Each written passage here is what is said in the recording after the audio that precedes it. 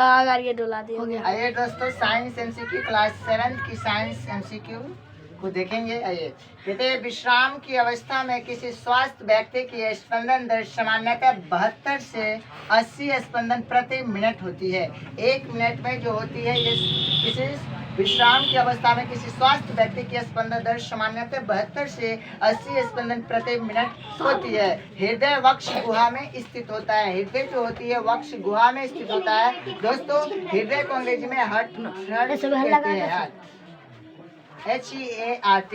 हृदय का निचला सिरा थोड़ी बाईं ओर झुका रहता है। हृदय का निचला सिरा थोड़ी बाईं ओर झुका रहता है। हृदय का आकार लगभग मुट्ठी के बराबर होता है। हृदय 4 कक्षों में बटा हुआ है, जिसमें ऊपर के 2 कक्ष जिसको आलिंद कहते हैं और निचले के 2 कक्ष जिसे निलय कहते हैं। हमारे शरीर में 2 प्रकार की रक्तवाहिनी पाई जाती है। पहला धमनिया, जो धमनिया का काम है हृदय से ऑक्सीजन सहित रक्त को शरीर के सभी भागों में ले जाती है। और धमनिया की दीवार मोटी और लचीली होती है।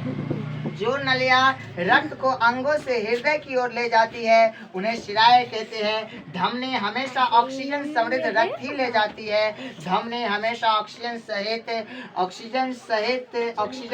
रक्त ही ले जाती है। शिराएं की दीवार पतली होती है। हृदय धड़कन मापने के लिए स्टेथोस्कोप नामक यंत्र का प्रयोग किया जाता है, जो आप देखते होंगे डॉक्टरी जो काम करता है या डॉक्टर जो जांच करता है। ठीक है, हृदय प्रति मिनट 72 से 75 बार धड़कता है।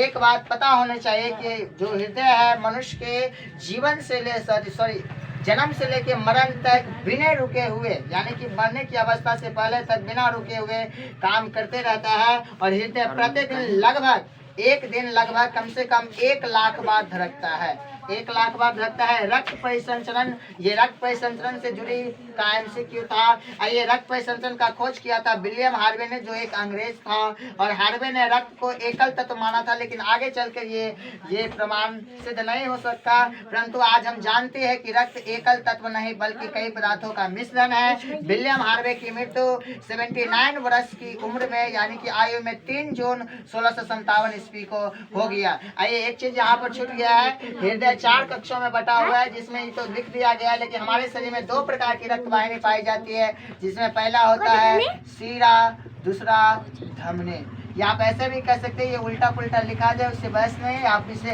पहले धमनी भी बोल सकते हैं और सेकंड में शिरा भी बोल सकते हैं। शिरा या धमनी 2 प्रकार की यही रक्तवाहिनी होती है। दोनों की कार्य इसमें लिख दिया गया है। पुनः एक बार रिपीट कर देना चाहते हैं। विश्राम की अवस्था में किसी स्वस्थ व्यक्ति की स्पंदन दर सामान्यतः 72 से 80 स्पंदन प्रति मिनट होती है।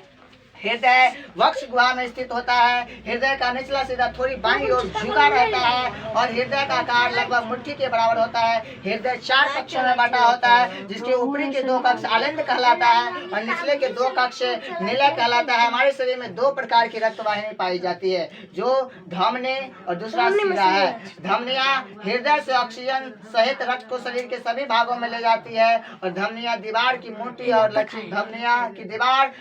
लचीली होती है। जो नलियां रक्त को अंगों से हृदय की ओर ले जाती है उन्हें शिराएं कहते हैं। और धमनी हमेशा ऑक्सीजन समृद्ध रक्त ही ले जाती है। शिराएं की दीवार पतली होती है। हृदय धड़कन मापने के लिए स्टेथोस्कोप नामक यंत्र का प्रयोग किया जाता है। हृदय प्रति मिनट 72 से 75 बार धड़कता है। हृदय प्रतिदिन लगभग 1 लाख बार धड़कता है। रक्त परिसंचरण का खोज विलियम हार्वे ने किया था। ये एक अंग्रेज थे। हार्वे ने रक्त को एकल तत्व माना था, परंतु आज हम जानते हैं कि रक्त एकल तत्व नहीं बल्कि कई पदार्थों का मिश्रण है, कई पदार्थों से मिलकर बना होता है। विलियम हार्वे की मृत्यु 79 वर्ष की आयु में 3 जून 1657 ईस्वी को हुआ था। ये आशा एवं विश्वास है कि आप सभी को ये समझ में आया होगा।